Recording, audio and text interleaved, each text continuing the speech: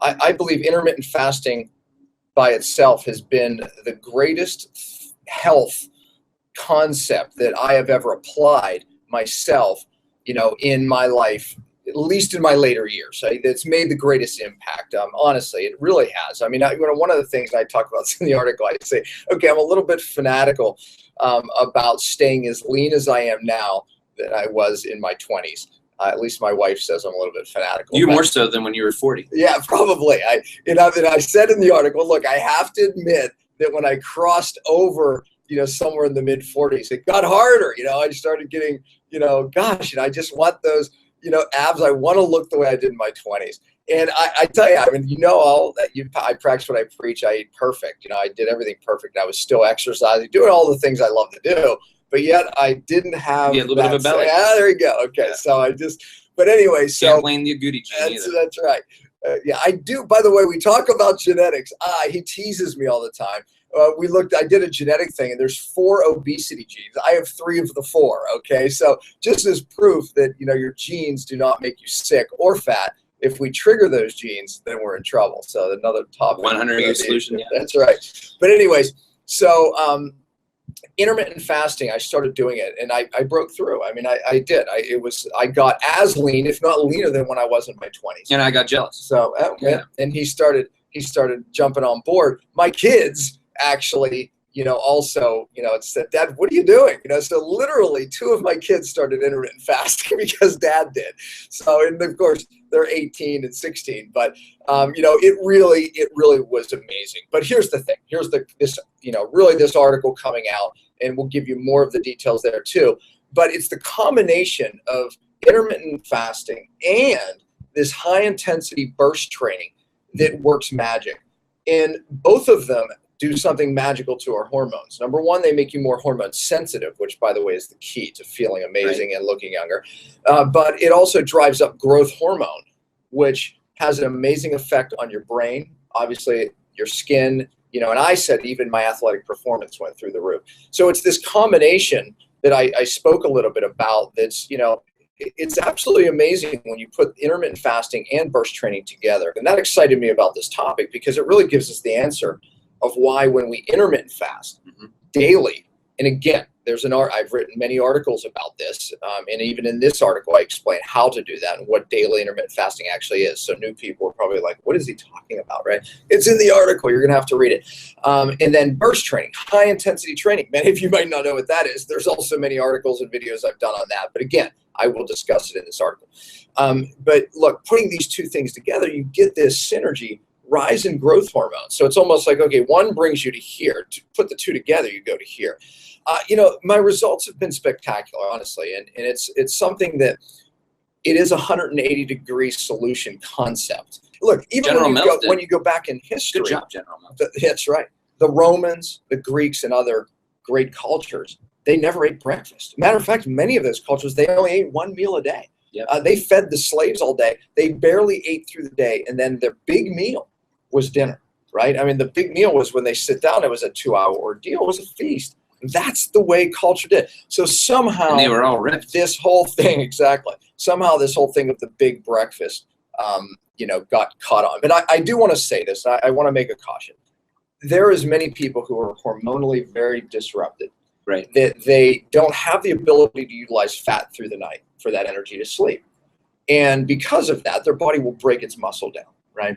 And those people, when they get up very hungry in the morning. They get up and they need to eat, or they'll continue eating muscle. Or they'll get up in the middle of the night and eat. So look, that's a topic for another day of those people and how those people can be fixed and eventually end up as fat burners, where they can utilize this benefit. But I will say this may not be for everybody because of that inability to burn fat through the night. And they need some, evolution. They need some things to actually occur first before they can start doing before they can start. Right. So I want to make that comment that it's not for everyone, but for many of you watching, the majority, this is something that will be spectacular for you. Trust me, it really will. But okay, so it's not eating in the morning. I don't eat till later, but it's putting in this exercise on an empty stomach, not eating 30 minutes after, waiting. I always say wait at least 2 hours before you eat, because the studies do show that you'll still get that growth hormone rise. But again, the more you do this, the longer you'll be able to go, because I know you're going to want to chew someone's arm off, you know, at first going, oh my God, I have to eat after this works out. Listen. That's what I tell my wife when I come home from work, because I don't eat all day. Okay, actually, I used that in the article. I said, you may come home by dinner time, you may chew a family member's arm off, but remind them. My wife gets mad at me. She's like, you just settle down, relax, don't touch the food. And I'm like starting to like go in. She gets all mad. She likes to prepare it. I'll tell you what I told them. I said, just remind your family that this is a survival adaptation response if you start chewing your arms off. So, but eventually you don't do that. That's my excuse now. Yeah. So it's hormones, wife. Look, my lovely wife, Rebecca. Like him, you will be hungry at first. I mean, you will. I mean, honestly, you're going to be dying to eat. But the more you do this, the more your body, the growth hormone goes up. It keeps going up after you get these spikes. Eventually, that helps you become a very, very efficient fat burner. Not only, obviously, it heals the brain. I mean, because the studies are showing these things.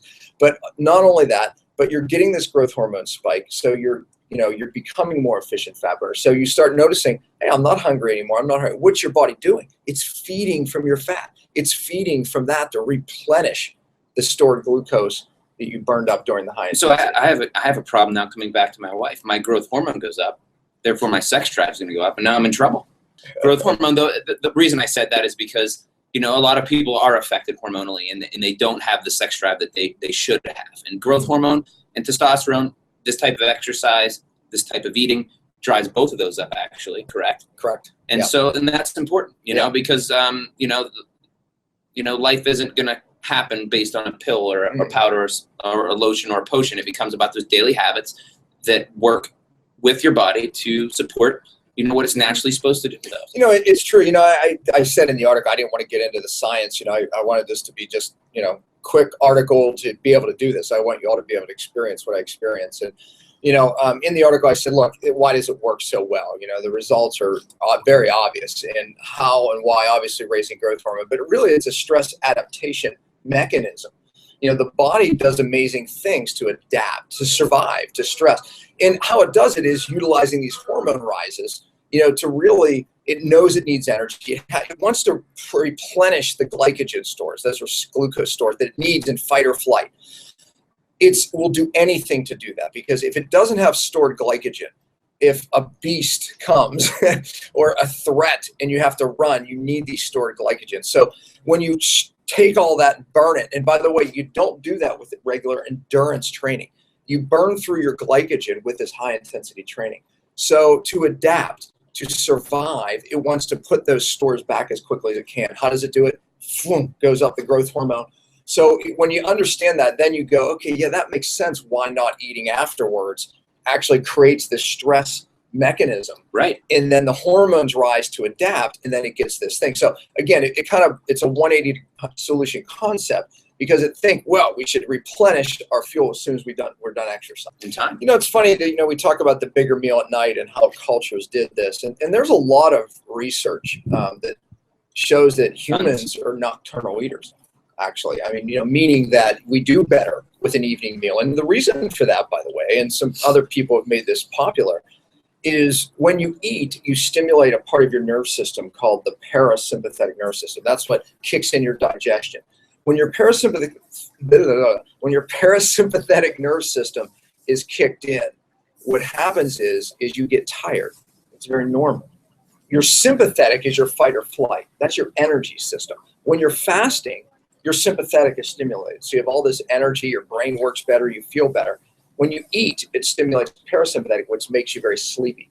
That's why a bigger meal at night actually stimulates parasympathetic, and it gets you ready for bed. You know, again, I mean, I'm not saying, you know, eat a more major meal and then go to sleep. I'm saying, you know, if you're eating a big meal at dinner, and of course, then you have some hours, then go to bed, you're going to sleep better, because it stimulates you get your rhythm of your parasympathetic and sympathetic, which, by the way, many people have that flip, and they're not, they don't have a normal rhythm between the two nerve systems. And by the way, that's why a lot of people can't sleep at night. They wake up in the middle of the night. So this is another way to regulate those two central nerve systems, the parasympathetic and sympathetic. That's new to me too. I didn't know that. Yeah, it's a really neat thing. And when you look at how, you know, humans are meant to eat, that's one of the big arguments for eating the bigger meal at night, just to kind of bring that full circle in summary. So